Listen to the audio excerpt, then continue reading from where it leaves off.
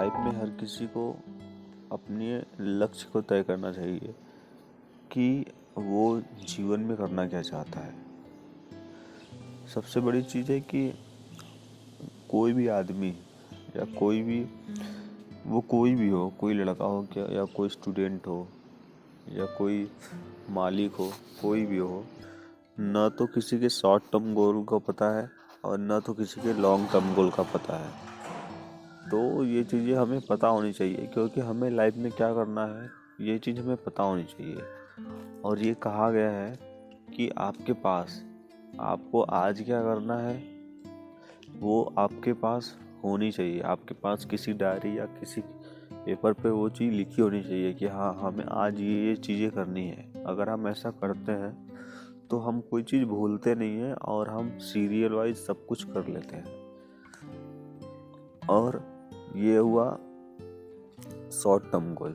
और अगर आपके पास एक दिन का है तो फिर आपके पास एक वीक का भी होना चाहिए कि हमारे पास एक वीक में हमें क्या क्या करना है। फिर उसके बाद हमारे पास एक महीने का होना चाहिए। ऐसे करते करते 6 महीने का, फिर 1 साल का, 5 साल का। अगर आप इस तरीके से अपना गोल बनाते हैं तो आपको लाइफ में पता होगा कि हमें क्या क्या चीज़ें करनी है।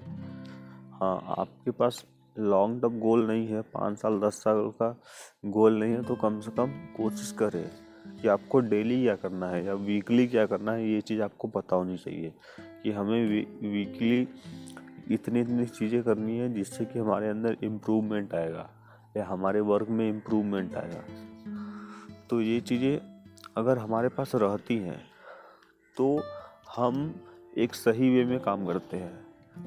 नहीं तो अगर आपके पास ये चीज़ें नहीं है तो आप अपने समय का गलत उपयोग करते हैं। आप फालतू की चीज़ों में पड़ जाएंगे, आप सोशल मीडिया में चले जाएंगे। लेकिन अगर आप किसी भी चीज़ को लिखते हैं तो एक एनर्जी होती है जो कि आपसे वो सारी चीज़ें करवाती है। आप आदमी ये माने या ना माने वो अलग बात है, लेकिन कुछ ऐसा होता है कि जब हम कोई भी चीज़ लिखते हैं, लिखने से सारी बातें हमारे माइंड में सेव हो जाती है। और जब हम कोई भी चीज़ हमारे माइंड में सेव हो जाती है तो हम उन चीज़ों को धीरे धीरे करते हैं। वो चीज़ें हमसे हमारा अब अनकॉन्शियस माइंड करवाता है।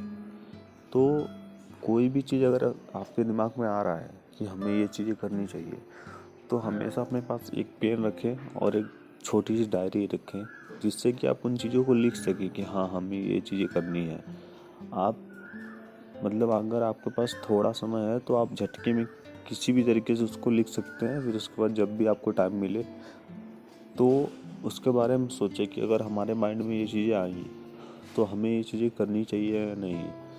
तो अगर आप इस तरीके से काम करेंगे, आप अपनी चीज़ों को, अपने काम को अगर लिखेंगे कि हमें ये 1 घंटा ये चीज़ करनी है, 1 घंटे ये चीज़ करनी है, आधे घंटे फ़ोन चलाना है, 1 घंटे कोई किताब पढ़नी है। अगर आप इस तरीके से कोई भी चीज़ लिखते हैं तो आप देखेंगे कि आपका समय कहीं पर भी फालतू नहीं जाएगा, आपका समय कहीं पर भी वेस्ट नहीं होगा।